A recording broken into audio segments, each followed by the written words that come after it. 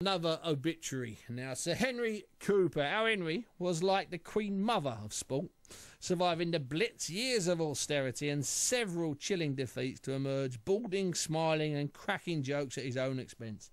The memorable and slightly misleading image of Cooper's life inevitably involved his first bloody fight with Muhammad Ali, his only fight with Joe Bugner, and his days as a happy growler spreading the word and splashing brute all over during a lucrative retirement that the darling of British boxing inherited once the punches had stopped. There was, however, far more to our Henry. His life and that of his twin brother George was hard from the start, with evacuation as children from Bellingham in South London to West Sussex, a stint in the army, and then a professional boxing career at the age of 20. He was far from a star, far from the popular fighter that he became, and it was the obscure and inauspicious start to his pro boxing life in 1954 that resonated so thoroughly with the men and women who would come to adore him, and adore him they did.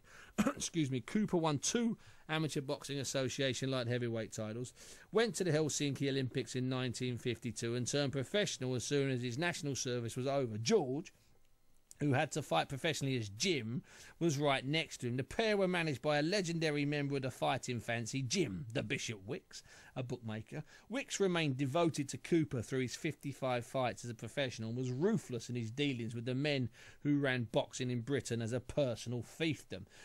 "I don't care who pays my Henry the cash," Wicks said.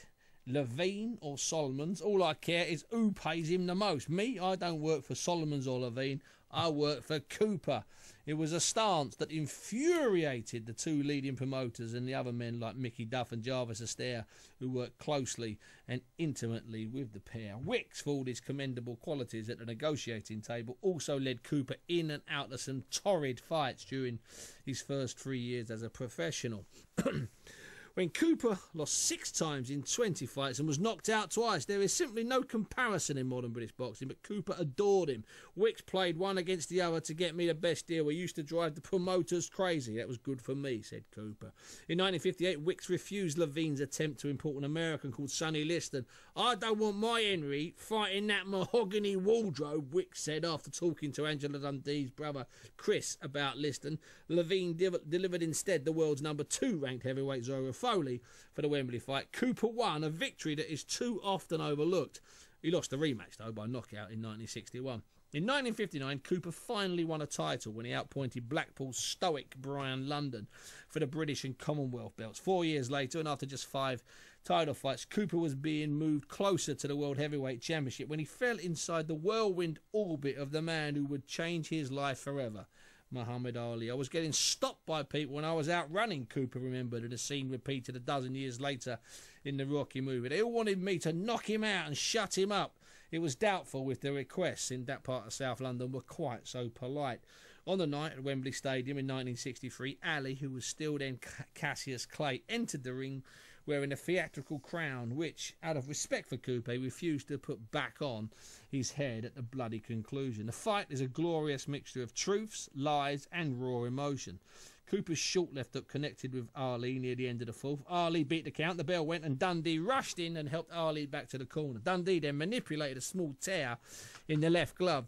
It is here that myth takes over. Oh, does it ever? And Cooper in his later life, as a cherished after-dinner speaker, would just shrug when asked about the split glove, his quiet dignity only increasing the laughter that led to the inevitable standing ovation, a phenomenon that followed Cooper everywhere, and I mean everywhere he went in life. I once walked through a hotel lobby with him about 5 years ago and there was a standing ovation. It was ridiculous. Anyway, Dundee's work only gained Ali an extra 6 seconds. The fight was over in the next round when Cooper's cuts worsened. His moment had gone. His legend had been born. Ali's gloves left Wembley that night for the short journey to Soho. The torn glove was a fixture by noon the next day at a bedding shop run by Albert Dimes, a pal of the Bishop.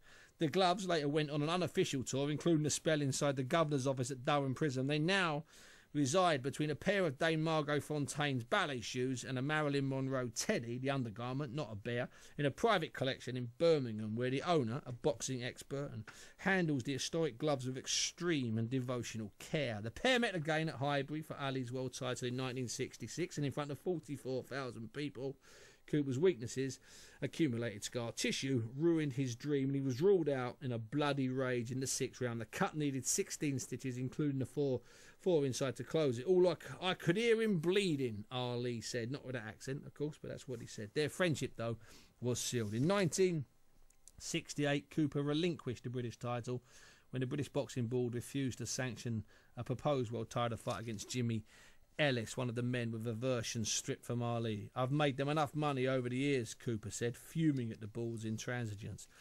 Both he and Wicks were determined to be their own men, and that is never easy in boxing. After his last fight, Cooper said, I was 37 at the time, had recently had a cartilage out and was suffering from a dodgy left elbow. It was the bitterest possible end to a golden career. In March 1971, back at Wembley, Cooper lost the British, Commonwealth and European heavyweight titles to the blonde upstart Joe Bugner. It was a tight decision, but the stone-faced referee Harry Gibbs, who had known Cooper for over 20 years, raised Bugner's hand, somewhat controversially after 15 rounds. I could tell by Bugner's face that he knew he'd lost, and I turned to Gibbs, but he ignored my hand, and I thought, God, stone me, said Cooper. Bugner, who went on to fight Ali for the world title and was a top 10 heavyweight for a decade, remains convinced that beating Cooper ruined his career. A belief he shared with Cooper when I met and made a film with the two of them in 2008. Cooper just shrugged. Didn't do too much for me either, he said. He could be miserable, he really could. Now, the pair later renewed their rivalry when they attempted to swim the Channel. I won that one without a referee, Cooper insisted. He swam the Channel. No training, went down there, got his Speedos on and swam the Channel. Unbelievable. In defeat and retirement, Cooper flourished as the man with the body for brute, a captain on a question of sport and an essential ingredient of any variety show during the 1970s. However, there remained a mostly concealed bitter side to Cooper during the last 20 years. He was critical of the modern boxing business, still resentful of Bugner and barely forgiving of Gibbs. He was also a passionate old-school charity campaigner with worn golf clubs, patience for fans, and a gentleman to the very end. In 2008, his beloved wife Albina died of a heart attack, and last year George, his twin, died.